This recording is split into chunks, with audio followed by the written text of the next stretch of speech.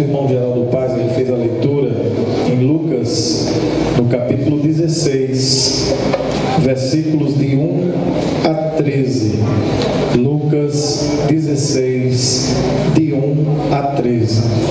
Glória a Deus. Eu não vou fazer a leitura novamente, por ser uma leitura bastante extensa, mas eu queria ler aqui com os irmãos, ao menos o versículo de número 8. Glória a Deus. Diz a palavra do Senhor, Lucas 16, 8. E louvou aquele Senhor, o injusto mordomo, por haver procedido prudentemente, porque os filhos deste mundo são mais prudentes na sua geração do que os filhos da luz. Amém? Você está, curve a vossa cabeça. Deus Santo, maravilhoso e justo, Senhor, eis ali a tua palavra, Pai. Fala conosco, ó Deus, tem misericórdia de nós. Alimenta a tua igreja, Senhor, com a tua graça. Assim nós te pedimos e te agradecemos, em nome do Senhor Jesus. Amém. Meus amados irmãos, quando nós nos deparamos com essa parábola, conhecida como a parábola do mordomo infiel, ela parece, não é, ser um texto bastante complicado em alguns pontos, em alguns aspectos. Inclusive, ele gera uma certa controvérsia. Por exemplo, quando nós olhamos para essa parábola do mordomo infiel, nós vemos que este mordomo, ele estava sendo acusado, e a acusação seria dissipar os bens do seu senhor. Observe que um mordomo naquele tempo era um gerente, era um administrador dos negócios. Então, quando você era dono de várias propriedades, você colocava, um mordomo para que governasse ali uma determinada propriedade, ou um grupo de propriedades ou de áreas. Só que este mordomo em especial, ele é acusado de ser negligente no seguinte sentido: a expressão que aparece aí é dissipar os bens. Alguém talvez olhando para esse texto, já aí no primeiro versículo, talvez pense assim: não, este mordomo aí seria ladrão, porque ele estava desviando os bens do seu senhor. Mas não é este o significado deste versículo. Quando a gente entende o contexto, nós vamos ver o seguinte: se ele tivesse de fato roubando o seu senhor, a pena neste caso seria no mínimo a pena de prisão, ou ele seria obrigado a devolver. E se fosse roubar literalmente, a Bíblia traria de fato essa expressão de que ele havia roubado. Quando se fala dissipar os bens, a melhor tradução, a melhor interpretação, portanto, seria: ele estava na verdade sendo acusado de desperdiçar os bens, ou não estava fazendo direito o negócio. É como um gerente que estava sendo negligente, estava dormindo no ponto, a empresa não estava crescendo porque ele estava fazendo os negócios de qualquer forma, de qualquer jeito, sem o devido cuidado, estava fazendo de forma relaxada. Ora, se ele estava sendo negligente, portanto ele estava sendo aquela pessoa que desperdiça do tempo, desperdiça do patrimônio, ou seja, aquele patrimônio daquele dono poderia estar ali crescendo, e no lugar de estar crescendo estava parado, ele podia estar tendo algum tipo de prejuízo. Quando o dono soube daquela situação, alguém trouxe isto aos seus ouvidos, a condição daquele mordomo seria que ele ia prestar conta, ia encerrar ali os negócios e provavelmente seria demitido da sua função. E é interessante, meus amados irmãos, quando a gente olha para a posição do negligente na Bíblia. O que é negligente? Negligente é aquela pessoa que deveria fazer alguma coisa e não faz, ou se faz depois de muito tempo, não faz no prazo que foi acertado, faz de qualquer forma, faz de uma forma que venha trazer algum tipo de prejuízo, algum tipo de sabor. Algum irmão lê para nós Provérbios 18:9, para ver o que a palavra de Deus nos diz. a questão do negligente?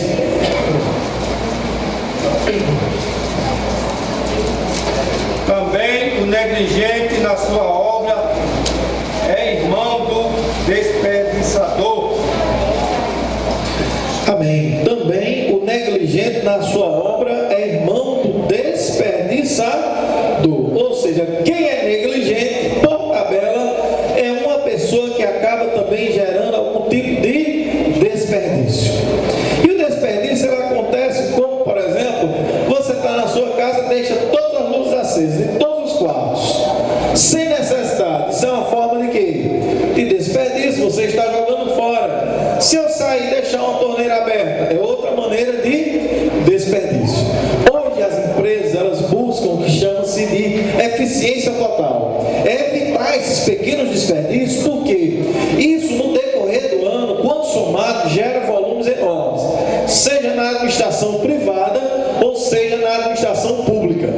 Uma vez eu estava conversando com o pastor Carlos Eduardo e ele me disse que quando assumiu lá a função que ele está atualmente lá no IF, ele disse que foram economizados milhares de reais simplesmente porque eles fecharam as torneiras da água. Ou seja, havia muito desperdício de água. Quando eles começaram a controlar esse desperdício, a economia foi de milhares de reais. E esse dinheiro pode ser utilizado para as outras coisas.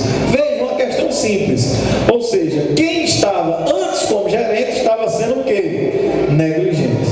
E o negligente é irmão daquele que desperdiça. Aí eu pergunto, Jesus mandou desperdiçar alguma coisa? Não. Qual era a postura, portanto, de Jesus diante dessa questão? Não é? Muito pelo contrário, quando nós vamos lembrar, por exemplo, da multiplicação dos pães e dos peixes, não é? Jesus teve todo um cuidado para que o que sobrasse ali não fosse o quê? Desperdiçado. Para que não fosse desperdiçado. Alguém lê para nós João 6:12? João 6:12.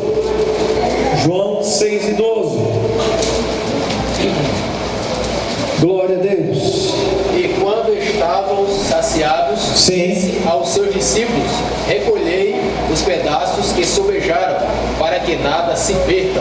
Olha aí, olha o cuidado de Jesus, não é? E quando estavam saciados, disse aos seus discípulos: recolhei os pedaços que sobejaram, os pedaços que sobraram, para que nada se perca. Jesus, que poderia multiplicar o pão quantas vezes quisesse, teve o cuidado de não desperdiçar nada. Aí eu, que dependo de Deus para tudo, até o ar que eu respiro, eu quero ser um desperdiçador, eu quero ser um gastador, né? Então, meus amados irmãos, quando este mordomo começou a perceber que seria demitido, o que foi que ele fez? Ele ficou como estava ou ele correu para colocar o trabalho dele em dia? E aí, o que foi que ele fez? Ficou como estava, vou ser demitido mesmo, ou eu vou fazer alguma coisa? Não, ele disse, eu vou fazer alguma coisa. Peraí, eu vou fazer alguma coisa, eu vou correr para colocar o trabalho em dia. Vou, vamos dizer assim, pegar aquilo que está atrasado e tentar organizar de alguma forma. E aí ele bolou uma estratégia. Mas antes de falar da estratégia desse mordomo, né, que estava prestes a ser demitido, precisava prestar contas ao seu Senhor, nós vamos ler um texto aí de Romanos 12:11. Romanos 12:11. Outro irmão bem forte. Romanos 12:11. Glória a Deus.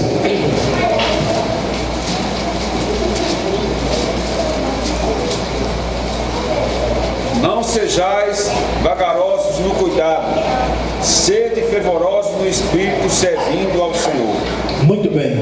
Não sejais vagarosos no cuidado. Ah, meu irmão, olha, seja no trabalho, seja na igreja, ninguém aguenta pedir uma coisa 10 vezes, aguenta? Você pede uma pessoa, fulano, vem 10 vezes, e a pessoa não responde. É claro que se você fizer isso, né, se for dentro da igreja é muito ruim, se for no trabalho, pior ainda, porque a pessoa começa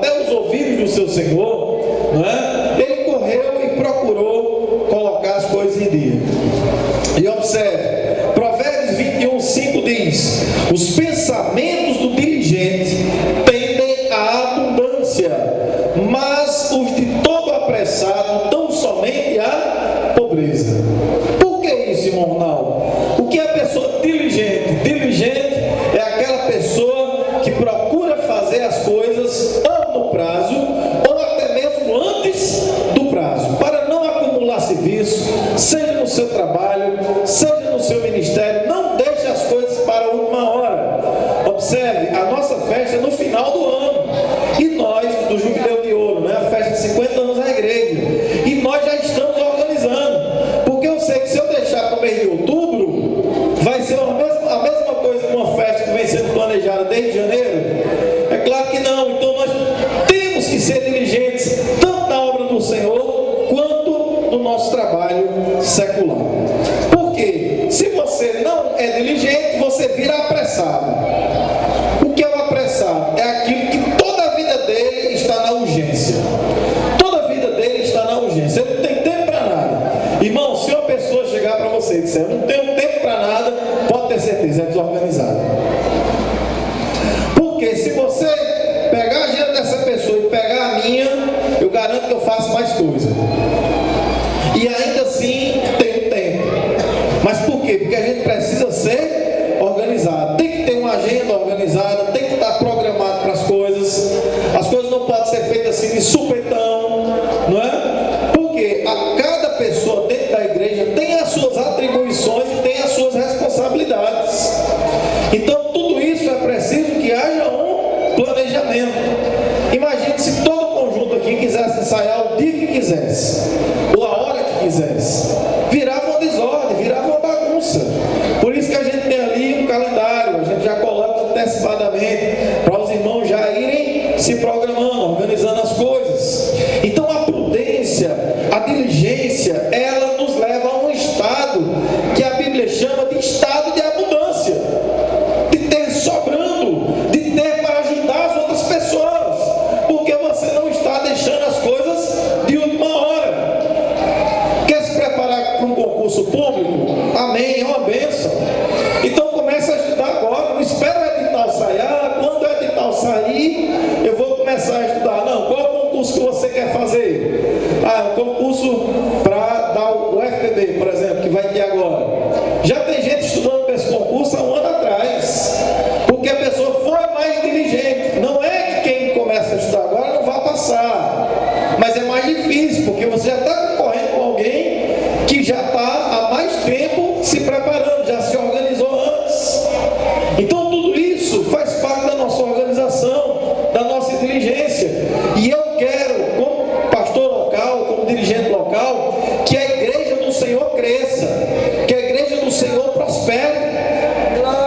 Glória a Deus. E para isso os irmãos precisam ser diligentes no seu trabalho, nas suas responsabilidades, não é? Que a gente pare de transferir a nossa culpa dos nossos fracassos, tem que transferir, a culpa é de Deus, a culpa é do diabo. Não, a culpa é sua.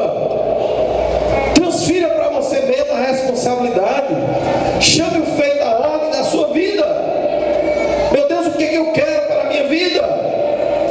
Olha, irmãos, tem gente que tem um perfil de ser empregado, e tem gente que tem um perfil de ser empresário, e tem gente que não conhece bem o seu perfil.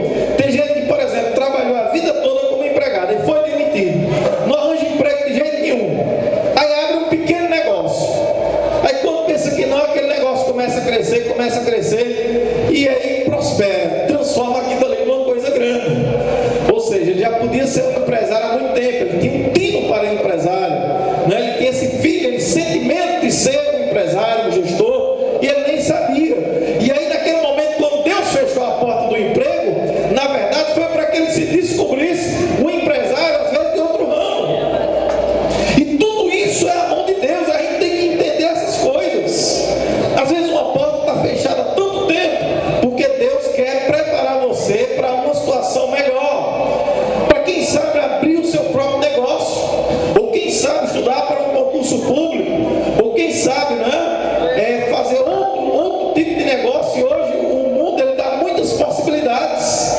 Hoje você pode ganhar dinheiro pela internet, pode abrir sua loja física, pode prestar consultoria, pode treinar pessoas, tem muitas possibilidades. Agora tudo isso também vai passar pelo seu interesse de ser diligente, de se preparar, de se capacitar, principalmente os mais jovens. A mocidade tem que botar na cabeça o seguinte: rapaz, eu não vou me limitar não. Hoje eu sou frentista de posto, mas será que dá para ser algo melhor? Dá para fazer algo mais? não é? Será que dá para fazer uma faculdade? Hoje, irmão, está muito fácil fazer faculdade. Hoje você, não é, irmão Geraldo? Hoje as portas estão abertas. Antes era uma dificuldade. Antes só tinha a Universidade Federal, pouquíssimas vagas. Hoje tem universidade em toda esquina. Hoje você faz universidade em casa por EAD.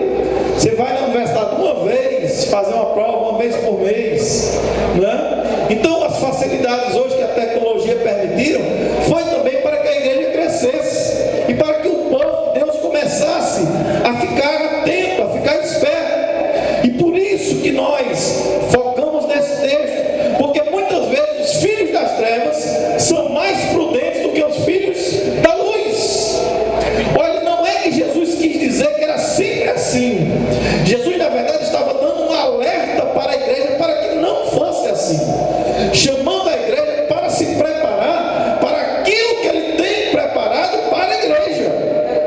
Glória a Deus. Glória a Deus. Observe outro ponto muito importante, não é? Pessoas, independentemente da profissão que você escolha, independentemente do trabalho que você escolha, nunca queira ser um isolacionista, como eu gosto de chamar. Isolacionista é aquela pessoa que diz: eu faço tudo, eu trabalho sozinho, né? Não ajudo ninguém, também não preciso de ninguém. Muito pelo contrário, seja alguém comunicativo, que esteja, por exemplo, ajudando as outras pessoas. A melhor forma de você aprender, por incrível que pareça, é ensinando. Então, quando você ensina alguém, você mesmo está se capacitando, está se instruindo. Glória a Deus.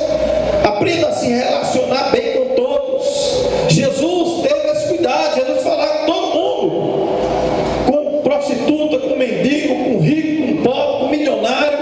Glória a Deus. Tenha prudência, portanto, no trato com as pessoas. Olha o exemplo de José de Arimateia. José de Arimateia, ele foi usado para duas coisas, né? Porque o nome dele era José de Arimateia, porque o nome dele era José e ele era da cidade de Arimateia, que era uma cidade que ficava ali uns 30 quilômetros a noroeste de Jerusalém. Então José, desta cidade chamada Arimateia, ele, como, não é, um tribuno, vamos dizer assim, ele teve uma importância fundamental, porque foi graças a José de Arimateia que ele conseguiu resgatar o corpo de Cristo. E não só isso, ele ofereceu o próprio túmulo dele para que Jesus fosse sepultado, cumprindo a profecia de Isaías 53, que diz que Jesus seria sepultado com os ricos, ou como rico. Glória a Deus. Porque um túmulo cavado na rocha, só quem tinha era quem fosse muito rico. E a profecia se cumpriu literalmente. Glória a Deus. Se você observar, isso está lá em Mateus 27, 57 a 60. Mas observe, se Jesus dissesse: não fala com o rico não, eu não me meto com esse povo não, porque esse povo aí é muito arrogante, não é? Imagine se Jesus só levasse o evangelho para os povos.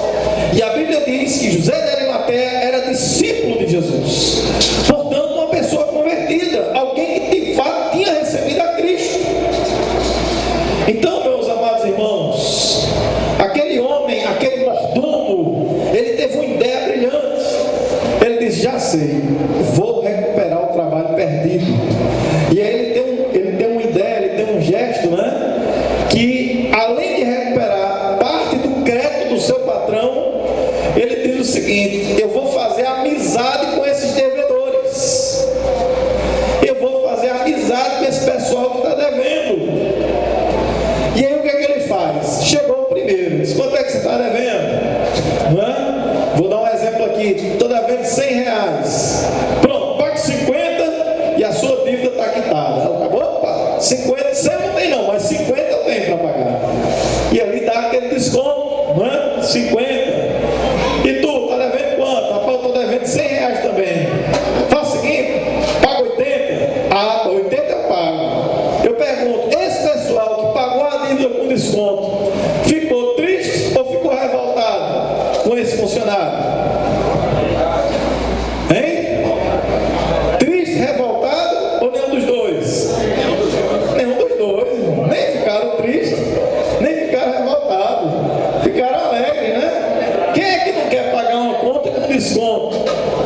Ou seja, ele recuperou parte do crédito do seu patrão, porque aquele que devia 100 pagou 50, pagou a metade, e aquele que devia 100 pagou 80, pagou 80%, teve um desconto de 20%. E nisso, o patrão dele achou bom ou achou ruim? Aí é interessante. Alguém quando lê esse texto rapidamente, acha o seguinte: ele estava roubando o patrão dele de novo. Não, mas não é isso que a Bíblia diz, não. A Bíblia diz que o próprio patrão vai elogiar ele. Versículo aí, Lucas 16:8. E louvou aquele senhor, o injusto mordomo, por haver procedido prudentemente. E eu digo mais, tudo leva a crer que ele talvez não foi nem demitido. Depois dessas ações todas, dele ter conseguido recuperar o crédito, ele ainda vai fazer amizade com aquelas pessoas, com aqueles devedores, porque fez de certa forma um favor e conseguiu recuperar parte do crédito do patrão. Aí você diz: senhor Ronaldo, como é que alguém empresta 100 e recebe 80 e fica feliz? Porque obviamente o valor inicial emprestado não foi aquele, ou então provavelmente era um valor que se tinha perdido. A gente vê isso muito hoje, por exemplo, dívida de cartão de crédito. Tem uma ação que eu estou atuando, uma ação exatamente numa situação como essa de cartão de crédito, e a gente acabou judicializando. O cliente meu pediu, estava numa situação financeira muito difícil, e a dívida do cartão era 60 mil reais. Aí a gente entrou com a ação e aquela toda para recalcular os juros, porque o cartão de crédito, como os irmãos sabem, cobra juros exorbitantes. Colocamos um perito, fizemos um cálculo para tentar baixar o juro, para tentar reduzir a dívida, e o processo está tramitando. E essa semana a gente recebeu uma proposta, o próprio banco enviou uma proposta, disse: olha, para quitar a dívida, no lugar de pagar 60 mil, pague 6 mil. Isso acontece, né, irmão? Acontece ou não acontece? Acontece, Ronélio estava contando um testemunho que aconteceu uma coisa parecida com ele.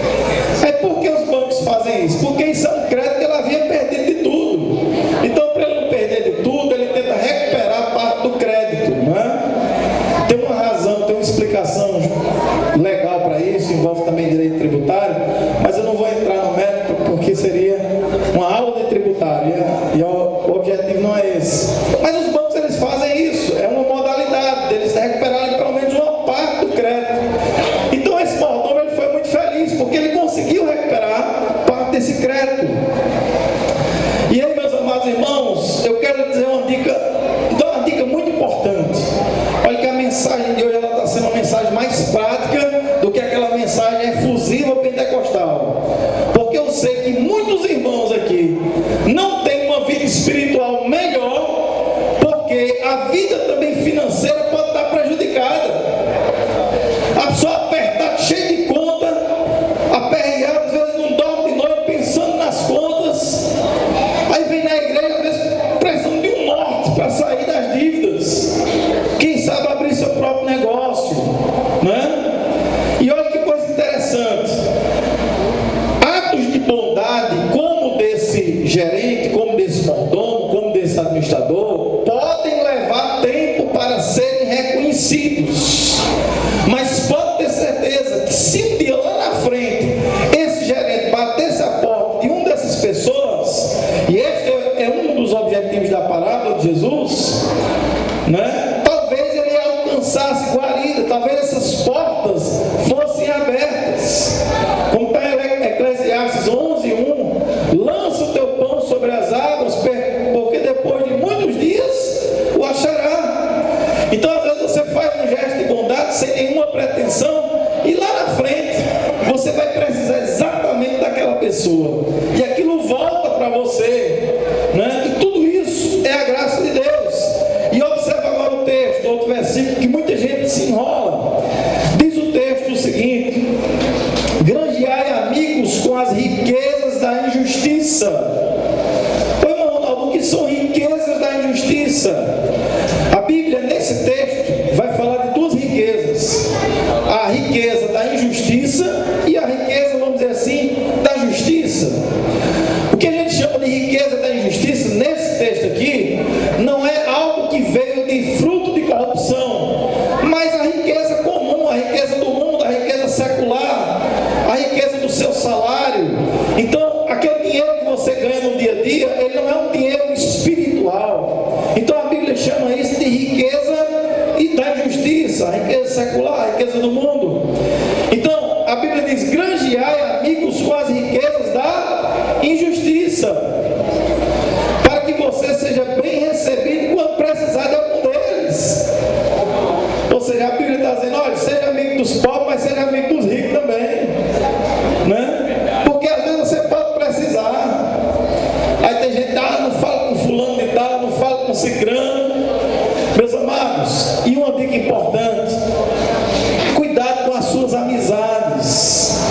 E aí onde está, mocidade também, procure amizades de pessoas que possam te levar para crescer, não é? Pessoas que te coloquem para cima e não te coloquem para baixo. Glória a Deus. Então, meus amados irmãos, prudência no trabalho com os patrões também. Ora, quando aquele mordomo ele pensa nas consequências, sabe o que foi que ele pensou? Ele foi muito prático, é muito engraçado essa parte do texto. Ele diz assim: cavar eu não posso, não é? Podia ter um problema de coluna, alguma coisa, né? E ele diz assim: olha, cavar eu não posso, mendigar eu tenho vergonha. Aí quando ele pensou nas consequências de ser demitido, ele disse: rapaz, vou voltar no trabalho um dia aqui, vou chamar o povo, deixa eu voltar aqui para o meu trabalho de gerente, não é? Então muitas vezes a gente como crente não pensa nas consequências, né? Escuta o ouvido dizer: eita, agora eu vou pedir demissão, né? Eu estava recebendo um casal no escritório, casal não, na verdade o esposo, não é? E ele teve uma discussão muito severa, não era ninguém aqui da igreja, era um amigo lá do Rio Grande do Norte. E ele teve uma discussão muito severa com a esposa e disse assim: olha, eu vou pedir demissão só para não pagar a pensão alimentícia. Olha a cabeça do homem. Vou pedir demissão, vou me separar e vou pedir demissão só para não pagar a pensão alimentícia. Aí eu disse assim: vai, pede demissão, porque tu vai pedir demissão e sabe o que é que vai acontecer? Tu vai ter que pagar a pensão alimentícia do mesmo jeito. A diferença, cidadão, é que você não vai ter de onde tirar a pensão. E aí provavelmente você vai ser preso. E aí quando a justiça descobrir que você não tem como pagar, aí o advogado vai acionar judicialmente a sua mãe ou algum familiar seu que tenha condição de pagar. Ou seja, era uma ação totalmente imprudente que o homem ia tomar. Resultado: depois tive uma conversa com ele, hoje voltou para a família, está bem, esfriou a cabeça, né? O emprego lá está dando tudo certo. Ou seja, uma atitude impensada, uma atitude de repente, por falta simplesmente de um conselho, de alguém que abre os olhos. Então, meu amado irmão, se você está no seu emprego, né, não feche a porta que Deus abriu. Espere Deus abrir uma outra porta e você, tudo bem, se Deus abrir uma outra porta, amém. Porque tem que dizer: não, agora eu vou viver pela fé, vou pedir demissão, não é? E Deus proverá. Vai fazer as coisas sem ouvir a Deus, para ver o que é que dá, né? Depois não chega e: pastor, olha por mim, está lembrado daquele culto de doutrina? Eu vou dizer desse jeito. Então peço orientação a Deus, meus amados irmãos, né? Para não fazer as coisas de forma impensada. Algum irmão lê para mim Isaías 1:3. Eu dei tanto glória no domingo que estou com a voz rouca aqui. Os irmãos compreendem que eu já estou um pouquinho mais devagar, né? Isaías 1:3. Isaías 1:3. Olha que texto fascinante. O boi conhece o seu possuidor. Sim. E o jumento a manjedoura do seu dono. Sim. Mas Israel não tem conhecimento, o meu povo não entende. Olha aí, tá vendo? O boi conhece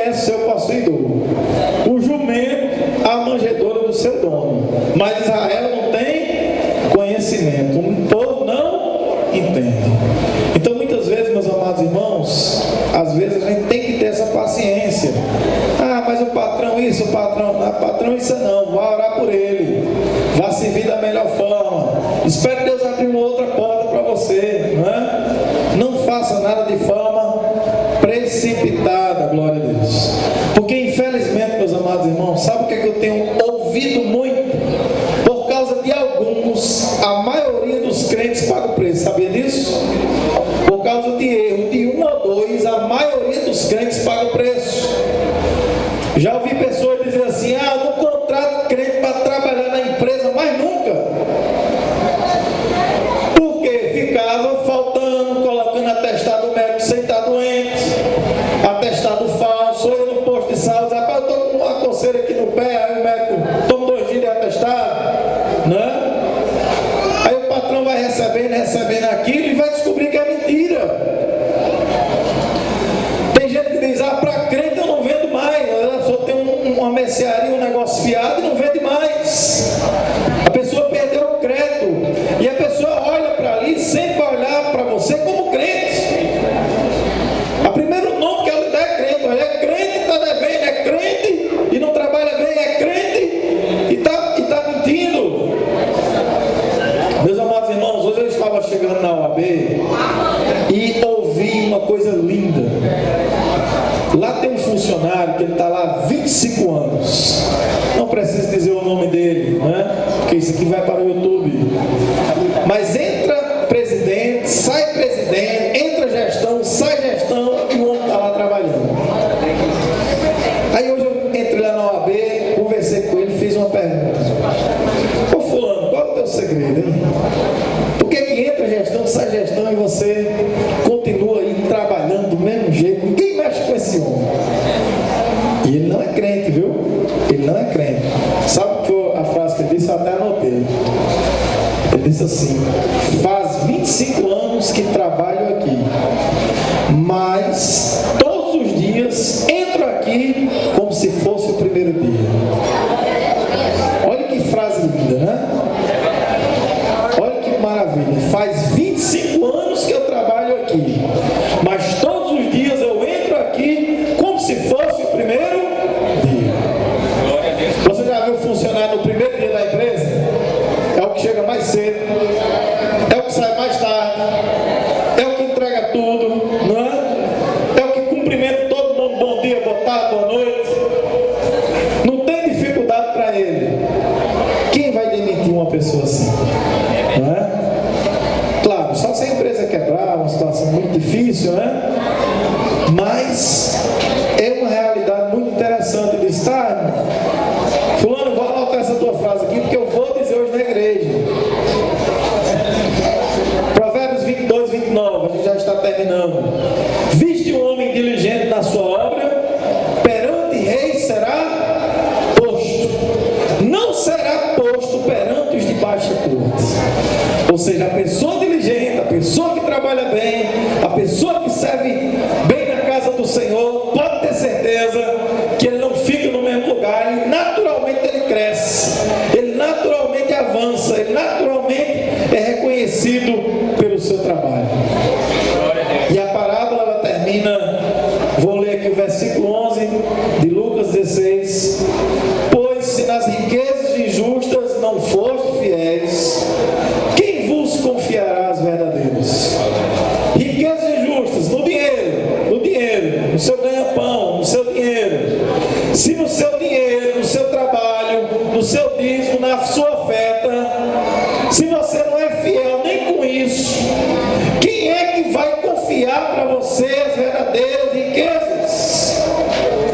Como, meus amados irmãos, Deus poderá confiar a você as verdadeiras riquezas que Ele tem? Ou você acha que Ele, como Pai, não sente prazer em abençoar os seus filhos? Mas para que Ele faça isso verdadeiramente, é preciso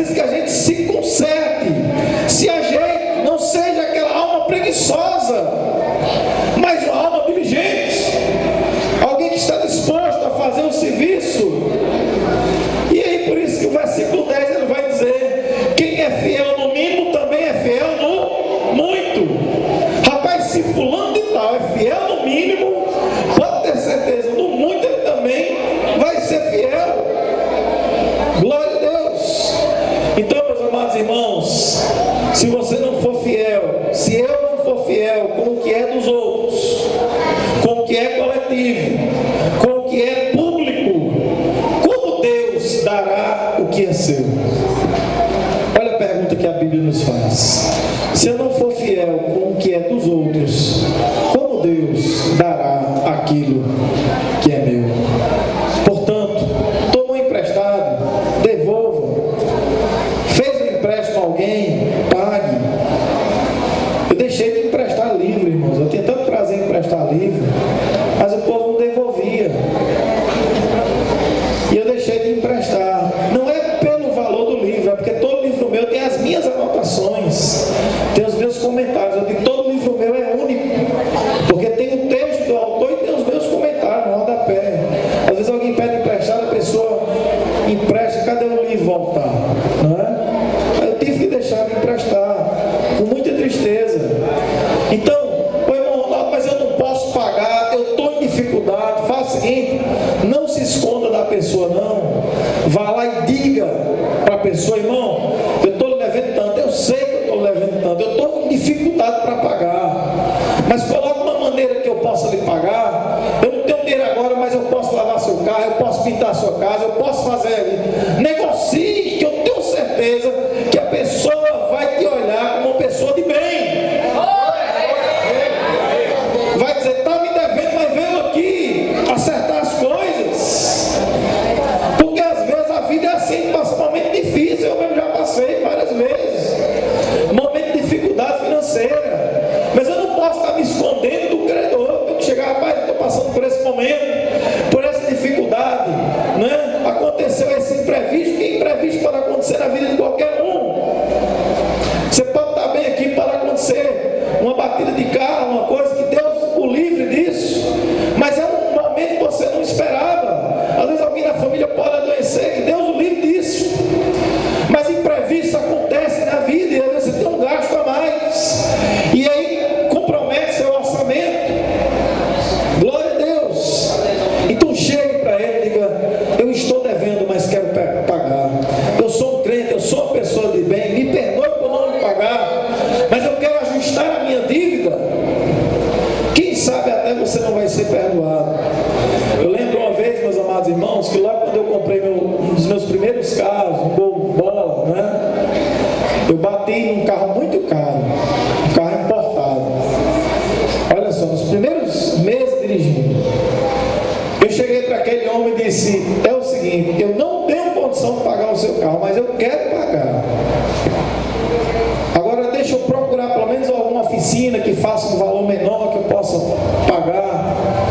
Aquele cara olhou para mim, viu a minha atitude e disse, faz o seguinte, não precisa pagar nada não. Ou seja, mas ele viu minha atitude, eu não fugi do local, eu não me escondi. Então seja homem, seja mulher, apresente-se à pessoa, diga, olha, a situação é essa, me ajude, o que é que eu posso fazer? E quem sabe, até da dívida, você não vai ser perdoado, porque Jesus perdoou todas as nossas dívidas, toda célula de acusação. Então não deixe ninguém me acusar por ser um mordomo infiel. Antes disso, seja prudente, mostre que os filhos da luz podem ser prudentes. Entenda que essa advertência de Cristo não foi amaldiçoando a igreja, muito pelo contrário, foi para que a igreja tivesse sabedoria e procurasse ver que até os filhos da luz são muitas vezes mais prudentes que nós, mas isso não nos tira a responsabilidade de ser prudentes diante dos homens e diante de Deus. Que o Senhor aplique esta palavra em nosso coração. Amém? Deixe o seu joinha e se inscreva no nosso canal AD Florestal.